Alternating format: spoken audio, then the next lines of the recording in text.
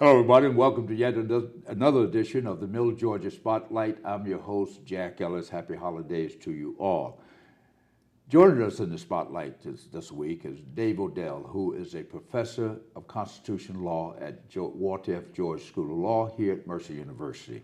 Let me thank our sponsors, Caduceus Medicine, J. Franklin Automotives, and the people here at WMUB, Mercer University Station Channel 38. And let me hasten to add that the views expressed here on this program are not necessarily those of Mercer University and or our sponsors. I'd like to welcome Dave Oedel to the spotlight. Jack, great to see you, my friend. Good to see you. Happy holidays to you. Happy holidays. I'm sorry to see that you have a little bit of a wrist problem there. Well, let me tell you about this, Dave.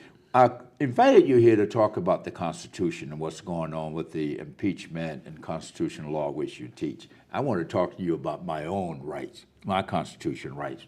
Let me tell you what happened. And this is not about me, but you asked what I'm going to tell you. Tuesday of this week, we're taping here on the 12th of December. Tuesday of this week, I was advocating for some very poor people in East Macon who've had garbage piled in their apartment complex. I know for at least 90 days that I know of, and but even before that. Which complex was this, Jack? Creekwood Apartments located in East Macon. Mm-hmm. And I went over and held a press conference to bring some attention after having talked to the management, having talked to public health and get this thing. And I was on a public street doing what I thought was a public good for those people.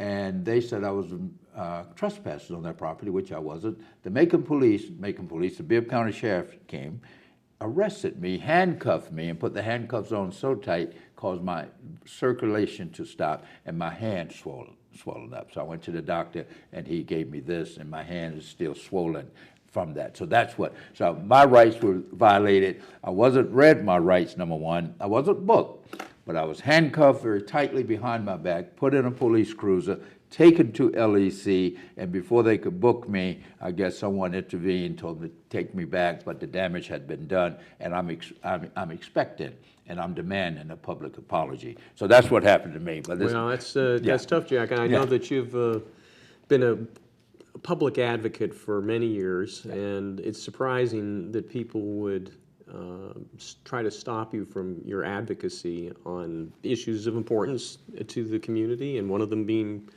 garbage pickup in an apartment complex. But you do that kind of thing all the time. I've known you for many years. Exactly, and I'm not going to stop it. I'm not going to deter me, even though I was so disappointed. And I know that all the police officers are not bad people. I supervised as a mayor for 8 years, and there were some very good police officers. There were some bad ones. This was a bad one that did this to me. Tell me about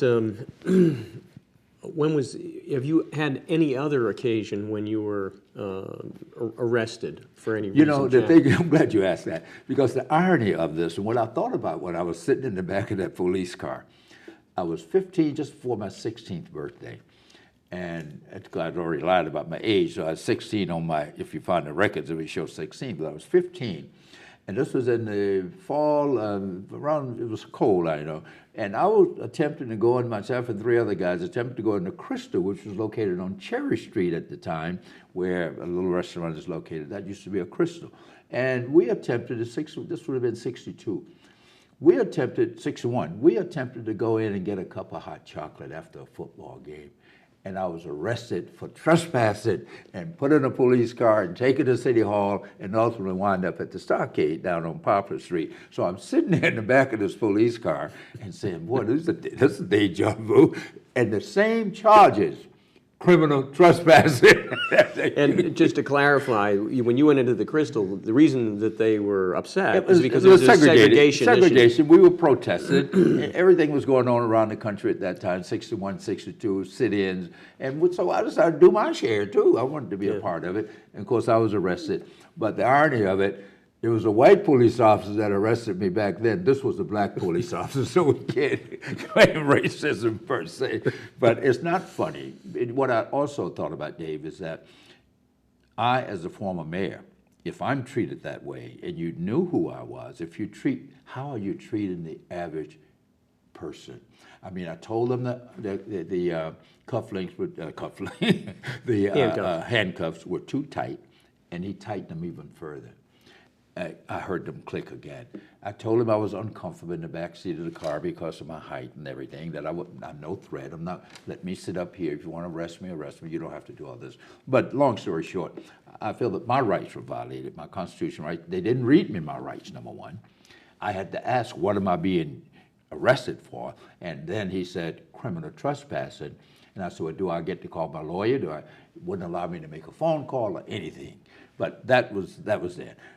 That's my problem. My problem is small compared to President Trump's problem. and maybe even the nation's problem, what's going on now in our nation. And I appreciate your concern and you asking about this. But well, Jack, let me just say on that front that for somebody protesting in a public way about a legitimate public concern, I find it really outrageous that you would be arrested for exercising your First Amendment rights to protest, speak, petition government, well, however you want to describe whatever you were doing, assemble. And I'm sorry. I want you to know that I personally, find that to be bad. Yeah, because I'm going to continue to advocate for poor people and all people if I feel that they, and the thing about it, and I share this with the public, we're having a conversation, you all just eavesdropping, but the thing about it, while I was over there in the first place, my radio operator that served with me in Vietnam that carried my radio for 9 months, he was never more than 10 feet from me, saved my life and my platoon's life on a couple occasions. He lives there.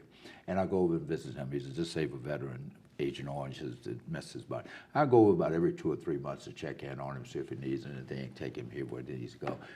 But yet, this police officer told me I couldn't even enter his house because it was private property, and even though he's my friend, I go there all the time to see about him. So I was told I couldn't even, if I stepped foot in his house, I would be arrested for criminal trespassing, and he invited me there in the first place. So we need some training, and if you got to train these officers as to what's legal and what's illegal, and what's the rights of people and so forth. Someone needs to train them, because obviously for a sergeant, now I could see if it was a rookie police officer.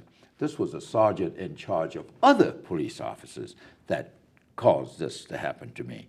Matter of fact, he personally put the handcuffs on me, and for no reason whatsoever, no threat, didn't frisk me. I could have had a weapon on him, but I didn't. But but that was then. That was this week, and I'll get over it.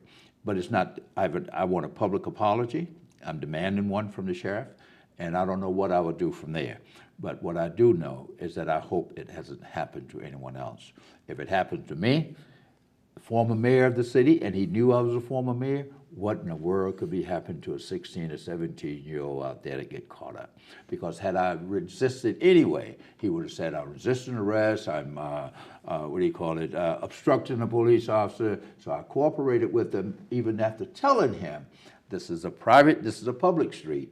I'm the former mayor of the city, I know it, and I called Bill Causey to verify I was on a public street.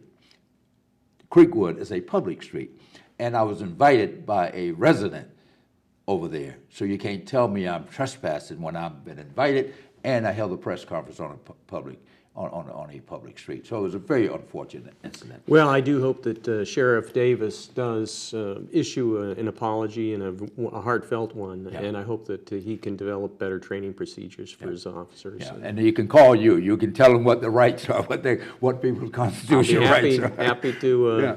And they should. If they haven't, they should call someone like you, teaches constitutional law, and tell people what people's rights are before they do this kind of nonsense again. Now, speaking of rights, the House of Representatives, they have the right to do what they are doing, the majority. A lot of people say it's not necessarily, they have the right to do it, but maybe it's not the right thing to do. Maybe there's some other ways to get at what they're trying to do, punish the president or what have you, short of impeachment. Where do you come down on that? Well, they do have the opportunity, in theory, to do a censure resolution, which would be less than an impeachment. Impeachment gets it out of the House and sends it over to the Senate, and then there's some kind of a trial or proceeding in the Senate that would take place. And they're only supposed to impeach for questions of treason, bribery, or high crimes and misdemeanors.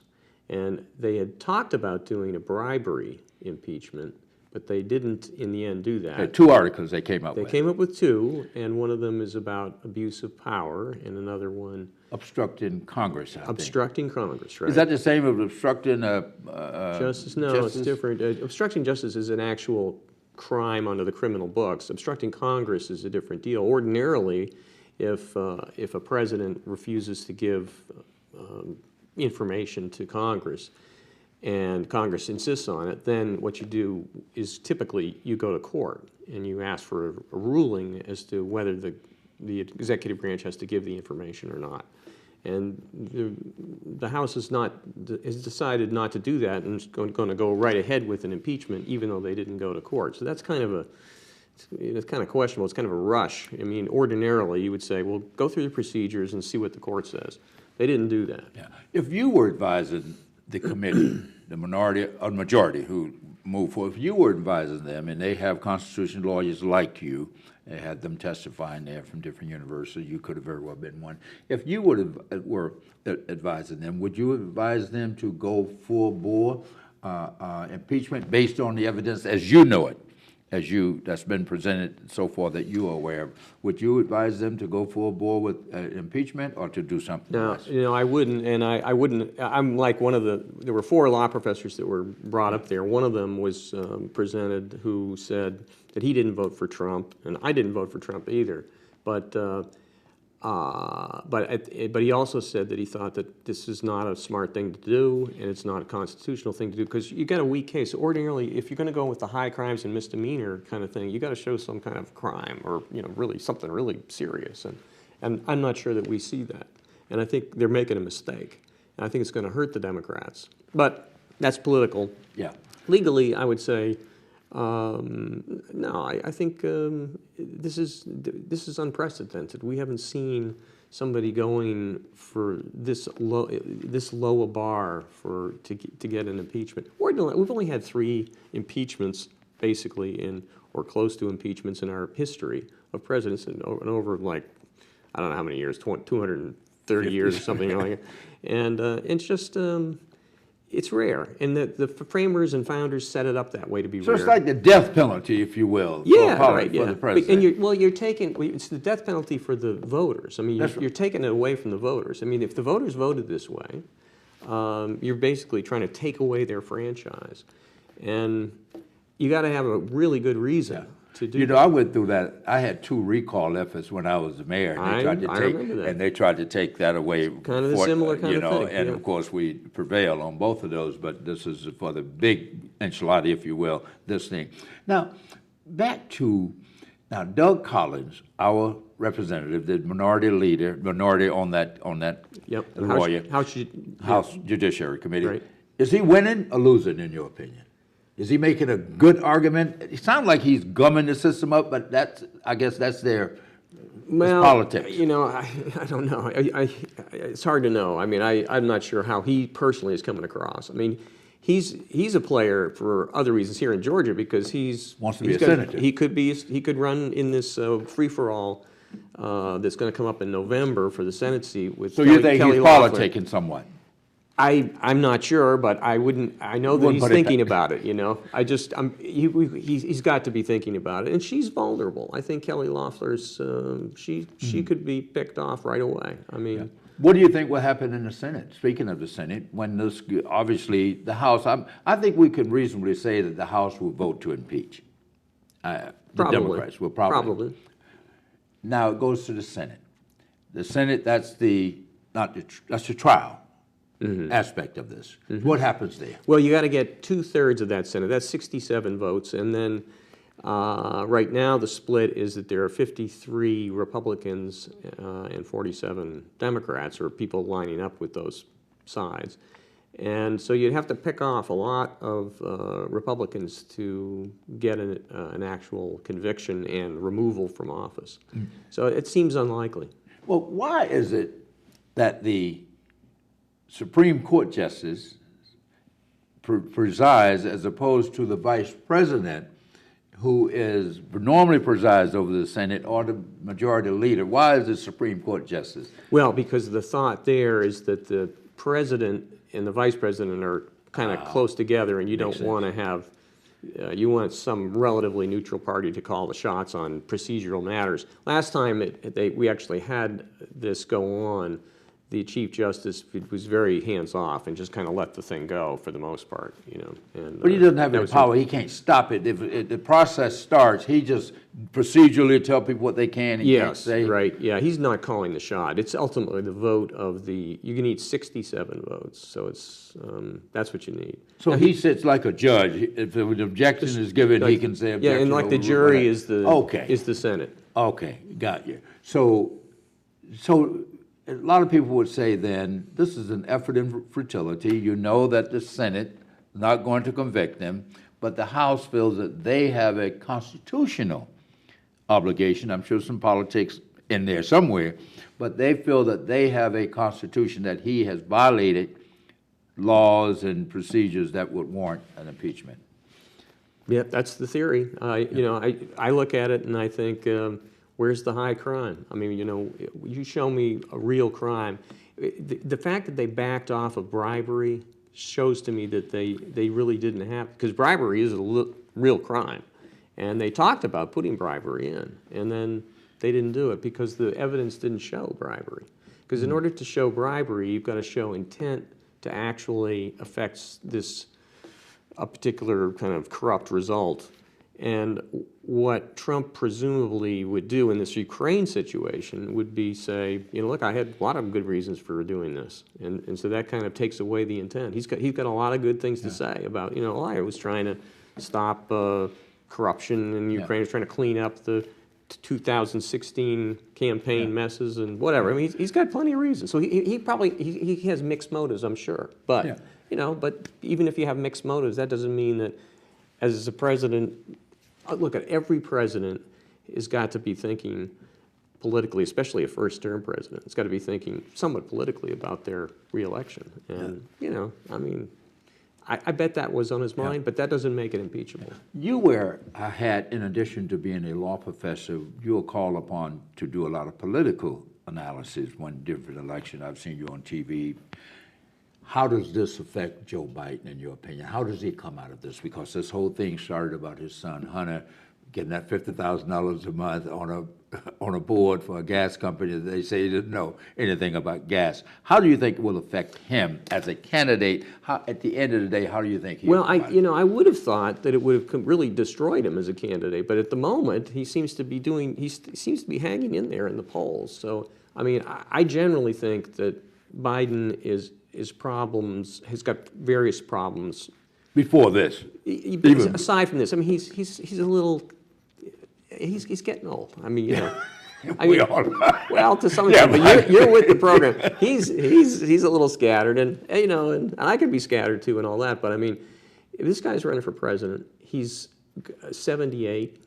I mean, that's a problem, and it shows. And I think that's going to be a problem for him. But the fact that he's actually hanging in there in the race is really kind of interesting to me. But I do think in the end, if they take it to a trial and then they put Hunter Biden on the stand and they subpoena him and put Hunter Biden, which they can do that in the Senate. They could. I'm not sure McConnell wants to do that. He'll be kind of calling the shots there.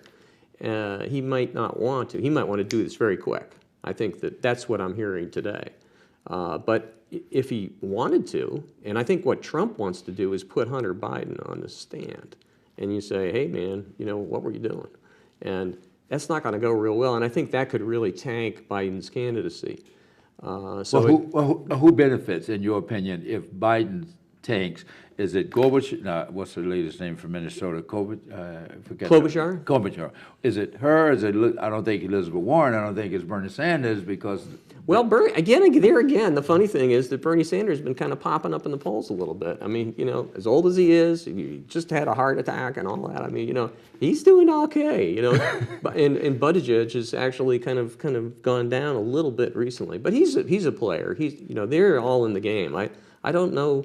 You know, of course, Hillary is thinking about doing it, and you know, Michelle Obama is a possibility to walk Bloomberg got in because he thought, I think, what you were thinking, that Biden would have been wounded more from this. Yeah, no, I can understand why he went in. Yeah. But I do think that There is an opening. Well, actually, I think it's a really weak field on the Democratic side. And, you know, I don't know who's going to come out of there. I think it looks to me like right now that the Democrats are shooting themselves in the foot, and what's going to happen is this is going to hurt every Democratic candidate and Democratic Party candidate. So you think this whole process we already polarized, and we're in our camp and we're over here. So you think this won't do anything for any healing? This will just cause more division and injury to our country, in your opinion? I think so. I think it's a mistake by Nancy Pelosi, and she's been a smart politician, but I think she's just not thinking this one through. For some reason, I can't quite get whether she, you know, people say she's getting pulled by the progressive side of the Democratic Party. For whatever reason, I think she's making a bad call here, and I think she should, she should have backed off before now. Yeah. I mean, you've heard, last time you were here, you had some not so kind words, not kind words, I think it was good advice for Stacey Abrams. This was after the election. You thought that she should let it go, that she should concede, and she would hurt herself long run. But lo and behold, people are talking about her as a possible vice president candidate to Joe Biden. Yes, well, I've heard that. A lot of people are saying she was playing for that. But think about this, Jack. She would have been, if she had not hurt herself after that election, basically a sore loser approach, she could well have been one of the Senate candidates. You know, she could have walked into this free-for-all election for the seat that's open coming up in November, and she could have been a quite plausible candidate. And I think that she kind of blew it. I think she did some polling. She'd make a lot of money, I'll tell you that, going around speaking. Okay, well, that's good. Good for her, I guess. But I mean, I do think she has a book on the bestsellers list, or maybe a couple of them. Well, but I think she would have a harder time now of getting a statewide vote than she had when she was running for the governor's position because of her her attitude afterwards. I mean, she just she kind of. She acted like a sore loser in my mind. Yeah. I'm sure people will be calling on you in 2021 as we redraw lines, the district reapportionment. People say now it's gerrymandered. I'm in touch with Eric Holder. I'm on a committee that's going to be looking at reapportionment, trying to take it away from politicians, putting it at law schools, or putting it at public policy institutes, Harvard, University of Georgia. What do you come down on? Well, I've done studies on that, and I've worked with a research team looking at what we call independent redistricting commissions, and I'm all in favor of them. And actually, one of my former clients, Sonny Perdue, at the end of his term as governor, he said, hey, let's go to independent redistricting, because he didn't want to see, and he knew, I've looked at it from both sides. I mean, I was counsel to Robert Brown, and he was involved in that redistricting thing, and I saw the, kind of the sausage being made, and it's not particularly pretty. And you look at that and you think we could do better than have this party or that party trying to do this. It might be better to have kind of relatively independent. You can never take all politics out of it, but you could do it in a more kind of less craven way than the way we're doing it. And Sonny Perdue recognized it, but could he get that through? Nah, he was a lame duck governor. He couldn't get it. And but I think it's a good idea, but it's not going to happen. You think the courts will? Obviously, it would have to go to the courts, the high courts. Now we have a very conservative Supreme Court now. They would have to rule on this, but all the legislatures and the governorships in the South, where this is taking place more, are controlled by Republicans. So you think this is just baked in the cake? It's going to be that way, at least until I think so. Some states are going to these political independent redistricting commissions. California did it recently, and a number of other states. I don't know, maybe 15 states have done this, and it's worked pretty well. Now, speaking of states in blue and red, a lot of people think Georgia is going to be blue, maybe not solid blue, light blue in 2020. What say you? I think it's already kind of purple, and I think if you're not paying attention to that, as a matter of fact, here's what I think. I think that the governor made a very serious mistake of taking this Kelly Loeffler as his candidate, because I think he should have picked Harold Melton. Harold Melton is the Chief Justice of Georgia's Supreme Court, black guy, terrific guy, really good. just absolutely superb. He should have picked him because he would have been kind of like bulletproof, And this Kelly Loeffler, she's no experience. A lot of money. Well, got a lot of money, but I mean, Yeah. so what, And I don't. I think he made a big mistake, and so I think actually by picking Kelly Loeffler, I think that he's going to move more to purple than we would otherwise have had, because Melton he would have run as a Republican. Yeah. Well, as they say, Tip O'Neill said, all politics local. And let's get back to the local election. We have very important elections coming up next year. We have the DA up. He has a challenge. He sure does. We have the Anita Reynolds We have the Howard. sheriff up. We don't know whether he will have a challenge. We have the mayor's race open, the seat's open. There are several candidates has expressed interest, and some are even running and got signs out. If you look at the political landscape, and as I know you do, locally, as we all should, because it's where we live and it affects us, what do you see on the horizon? Well, I think that Anita Reynolds Howard has a good shot of beating David Cook in the DA race. And in terms of the mayor's race, I think it's going to be close between Lester Miller and Clifford Whitby. I would say that those are the tightest races, and I would be surprised if David Davis got picked off, unless they do more of this kind of stuff. Well, I'm not advocating that, but let's leave that as may. But now we have the council, a lot of empty seats. Joe Allen says he's not going to run again. I think, who else? Rabbi's leaving because he's running for mayor. Right. And maybe there's one other person. Bivens retiring. So we're going to have at least 3 new commissioners of the 9. Hopefully there'll be, when I say progressive, I don't mean left wing or anything like that, but progressive in their thought, that they would be concerned about. Well, at the local level, these political labels mean far less. Yeah. I mean, They're we're looking at. That's why we're nonpartisan, I guess. Yeah, well, that's my view. I mean, At least I don't think it really matters. You know these people, they know the community, and it's not so much whether they're Republicans or Democrats or how they align. Yeah. It's more like, how hard are they looking at their community and looking out for them? And you know that because you've been mayor. Exactly. Well, we've been speaking with Dave Oedel, who is a law professor at Mercer University, constitutional law professor. He gave us some insights of what's happened with the impeachment, but he's also very much involved in local politics as well as statewide politics, and he gives us a lot of information here. So let me tell you the most important thing that we have coming up next year, in addition to a presidential candidate and the mayor's race, is the census. Make sure everyone answers the census, because that goes right back to reapportionment, which goes right back to politics. Dave, let me thank you so much. Thank you, Jack. Great to be with you again, my friend. Better not do that, but good to see you. Great Happy to see you, my holidays friend. to you. Merry Christmas. Merry Christmas. And my regards to your family.